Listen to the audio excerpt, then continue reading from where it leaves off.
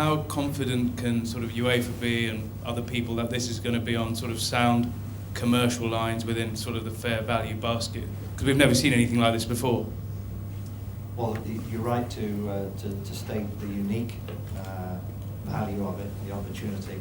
But I think we talked about financial fair play. The football club has always had a commercial growth agenda, in fact an aggressive commercial growth agenda. And all of our partners are playing a part in that aggressive growth.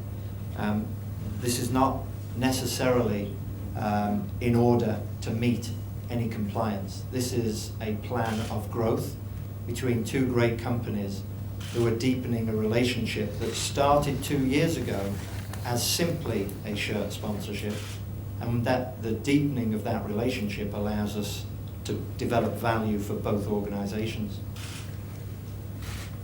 If the agreement does not breach the FFP regulations, would you cooperate, and what would your reaction be?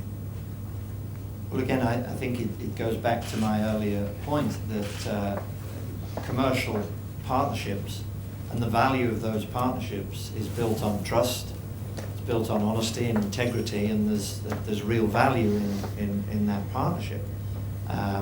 Again, we're not. This is the development of two organisations working together, creating value not only for Manchester City Football Club, but for Etihad Airways as well. And I know this might come across a little tongue-in-cheek, but both the City Council and Manchester City have done deals with James Hogan from Etihad Airways, and I think it would be very fair to say this is a real deal, and James has been integral in driving that. So I don't think that financial fair play is the driver.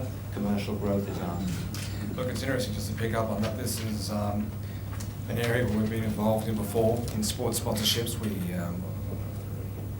have the naming rights for a stadium in Melbourne, and it's about building a brand, building a presence in a market, and having people travel on board this aircraft. So for me, it's a very strong commercial deal. We have to both win from that deal, but we have very strong commercial requirements. If it didn't add up, I wouldn't be doing it. Obviously, that the whole idea of this is to try and grow Manchester City as a brand globally. Will that commitment continue as far as new players are concerned, the likes of Sergio Aguero and Samir Nasri being linked with you? I mean, will you also be able to keep hold of Carlos Tevez, for example? It was just a matter of time. Well done, Fraser. There were 4 questions in there.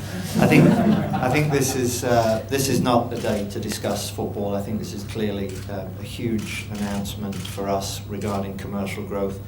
Actually, what this partnership helps us to do is continue on building on our priorities, which are investing in the infrastructure, not only inside the stadium, but around the stadium, youth development, our commitment to community, and clearly commercial growth. There are other elements that within the football club that are part of it, but today is about Etihad Airways, it's about Manchester City's partnership, and it's about continuing to commit to our priorities.